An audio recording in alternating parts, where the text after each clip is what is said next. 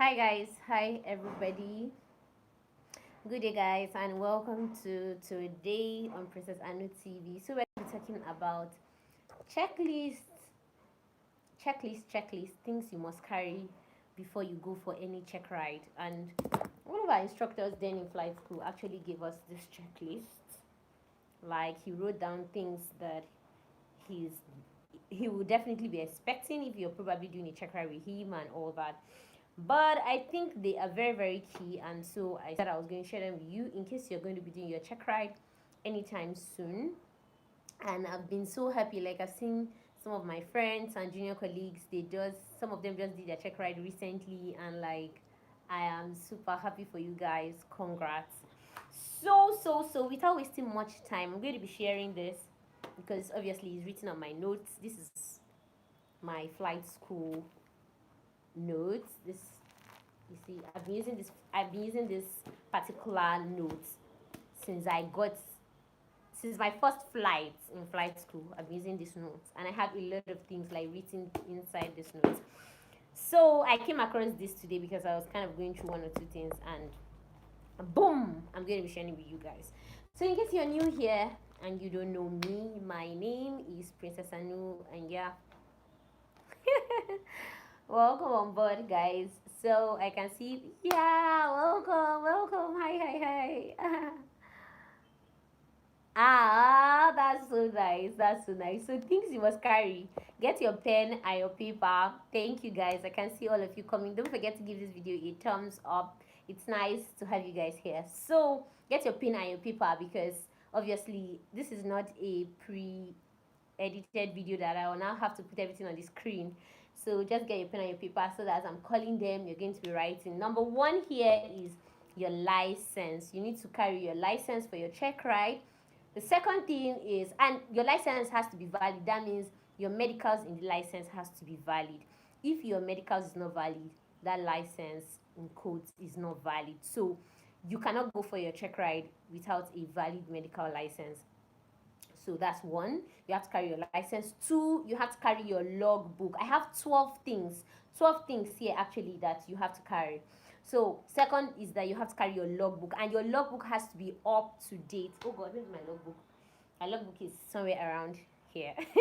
So you have to carry your logbook, and your logbook must be up to date. And whoever has done your progress check, that person should have signed that you passed your progress check. Whoever did your solo, all those people that did solo, all those things, they should have signed that you have passed. So your logbook too has to be up to date. Number three is your ground school result.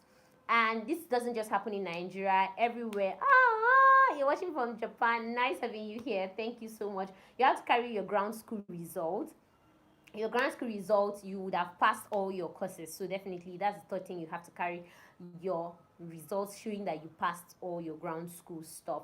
The fourth thing is you need to carry the regulation of whichever country controlling you. Like now for us here in Nigeria, we have to carry our NCAR. That is the Nigerian Civil Aviation Regulation, like regulation controlling us here. So if you're in South Africa, probably their own regulation. If you're in the US, FAA regulation. Wherever you are, you have to carry the regulation. The fifth thing is you have to carry the aircraft's POH. That's the pilot operating handbook. You have to carry that because they are going to ask you questions from that handbook, like weight and balance stuff. They are going to ask you like the fuel. You're going to ask you um they're going to ask you oil capacity, oil like minimum and maximum oil capacity. They're going to ask you the landing gears, the pressure for the landing gears, all those things. You're going to be asked a lot of questions, and sometimes if you don't know it, like at that moment, you're supposed to be able to refer to where it is in the book. At least if you can get it where it is in the book, you're not going to be failed. But if you can't get it where it's in the book and you can also not say it, then there's a problem. So you have to go with your airplane POH. The sixth thing I have here, you have to carry your flight computer. I really don't know why they always say you should carry a flight computer, because if it's even the manual one, that is the normal flight computer that we have to be sliding and twisting, it's difficult to use it on board. But at least be with one. Either you have the manual one or you have the soft, anyone in your phone. Like there's a video I made concerning apps that every pilot should have. every student pilot should have apps. And in that video, I mentioned there's a particular flight computer I mentioned, E6B. That flight computer is very, very important. If you can get it on your phone, so that if you are being asked and you don't have the normal flight computer, you can show that as a flight computer. Now, what's the next thing we have here? Number 7 is your nav log. Either you're going for a PPL check ride, or you're going for a CPL check ride, or you're going for an instrument check ride. There are nav logs for these things, and I'm going to be showing you how to use this nav log probably in another video. Let me show you how a nav log looks like, because I think I have one here. Okay, this is how a nav log, this is actually how a nav log looks like. You have a lot of things like on the nav log. I think I have one, and at the back you have like weight and balance and all those stuff. So I'm going to be showing you guys how to use this later if we have that time. That's by the way. So you have to carry your nav log. Nav log has to be filled with weight and balance and everything. You have to be carrying that for that check ride. Next is your current approach plate, and this is if you are doing a commercial, mostly an instrument flight, because if you're even doing a commercial without the instrument, you will not be using instrument procedures, so you're not going to need an approach plate. But if you're doing an instrument check ride, you're going to be in an approach plate, so you have to carry a current approach plate. And there's something they always tell us, like if your approach plate is not current, you are going to not pass that check ride. God forbid, nobody's praying, but you have to say, okay, this is valid till so day and all that. So it has to be stated there on your approach, on your briefing, that this approach plate is valid, is from so date to so date and all that. If it's not valid, you're going to say it's not valid, but this is what we are currently using. You know, all those things, like just kind of like explain yourself. Next thing I have here, number 9. Don't forget, I said we have 12 things, just 12. So number 9 is you're going to carry an en route chart.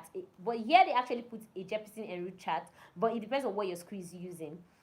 It's not every school that uses the Jeppesen. Some school use other charts. So it's here that we have to carry. Then you have to carry your AIP, that's Aeronautical Information Publication. You have to carry that. But I don't think for us we actually carry that, because what you're going to be finding there, maybe you want to know frequencies, and these things are already on the approach chart. But anyways, it's kind of written here. Then 11, you have to carry your foggles. Foggles, if you're doing instrument check ride, if you're doing an instrument check ride, you have to carry your foggles that you put so that you don't like see outside and all that. Then the last thing is your manual. So any of these, you're going to be carrying them for your check ride. So if you have any questions on probably how to go about it, some things you should prepare, you know that there are standards of stuff you should prepare for, like plus or minus this for height, plus or minus, I don't know if I have those. I think I actually wrote them here in my notes, but I'll kind of like look for it.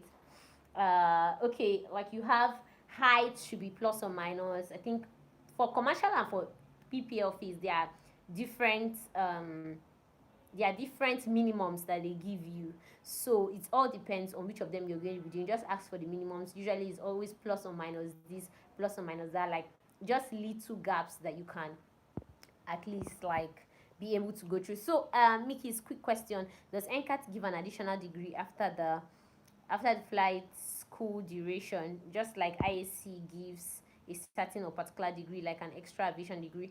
I only know that they give us a diploma, like you're going to be having like a diploma, that kind of stuff. So I don't know if you're going to see that a degree, but I know that diploma, you can use it to do a postgraduate degree depending on where and depending on the course you want to do.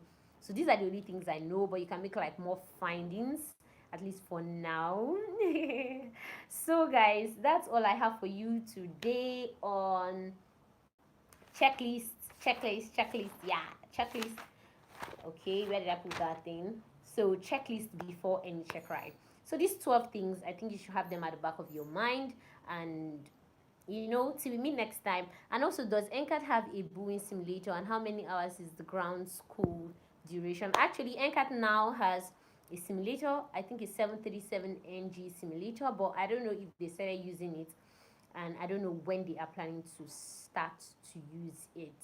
So but definitely very soon, because I think they're already putting all the plans in place to kind of like use it. So guys, till we meet next time. Yeah. Okay. So, guys,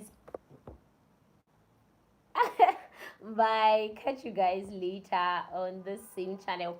Keep watching Princess Anu TV and bye. This is